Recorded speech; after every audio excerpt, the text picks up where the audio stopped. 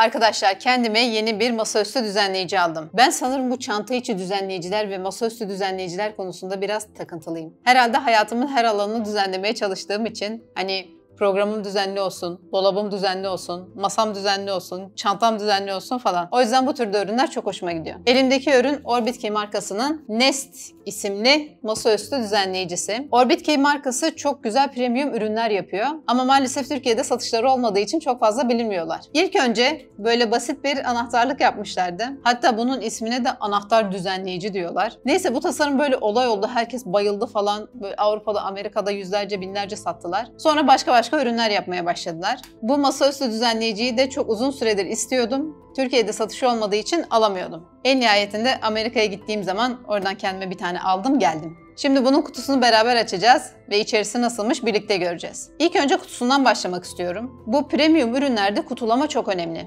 İlk olarak ürünlerin kutusuna değer veren marka Apple oldu yıllar evvel. Yani ürünle beraber böyle kutulamayı da ilk kutu açılışını, ondan sonra kutunun içerisinde ürünlerin dizilimini falan ilk olarak onlar böyle güzel bir şekilde yaptılar. Sonra sektördeki diğer firmalar da onları takip etti. Şimdi bunun kutusu da fena değil. 10 üzerinden 8. Verdiği his falan güzel ama biraz daha sade olabilirdi. Bence bu fotoğraflar olmasa da olurdu. Şimdi bu kutu biraz böyle değişik, sürprizli bir kutu. Bu kısmı magnetli. Şöyle.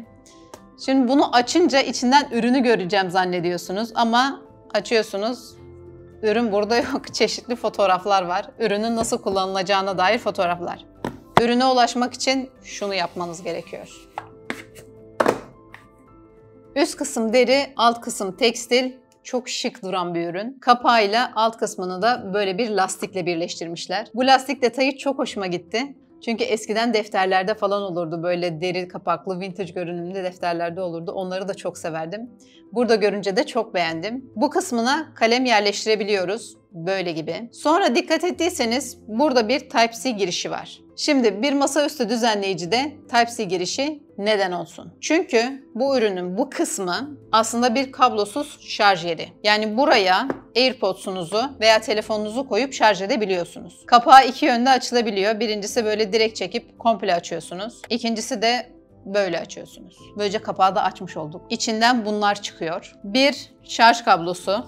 Tabii ki bu kablosuz şarj bölümünün çalışabilmesi için. Şöyle küçük aparatlar çıkıyor içinden. Bunlar da kutunun içerisini düzenlemek için kullanılıyor. Hani içine koyduğunuz eşyalar böyle sağa sola dağılmasın diye bunlarla böyle pıt pıt onları düzenliyorsunuz. Sonra kapağında böyle defter koymak için ya da ufak notlar koymak için, kartvizit veya kredi kartı falan koymak için ve ufak çeşitli bölmeler var. Ve böyle.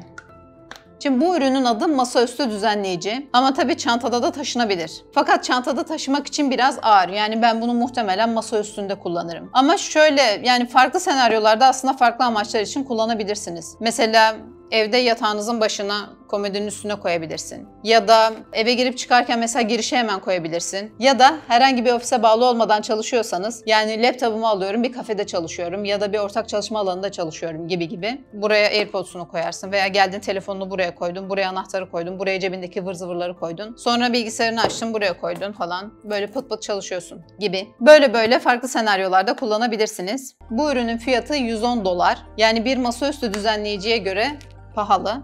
Bunun da sebebi bence burada kablosuz şarj bölümünün olması. Sanki ikinci bir versiyonda hani şarj olmadan daha ucuz bir versiyon yapsaydılar o da güzel olabilirdi. Ben bunu muhtemelen masa üstünde kullanacağım ama henüz evde mi kullanayım, ofiste mi kullanayım ona karar vermedim. Şimdi benim bunun içini falan düzenlemem lazım. O yüzden bayağı bir işim var. Ben bu işi yaparken siz de ürünü beğenip beğenmediğinizi yorumlarda mutlaka benimle paylaşın.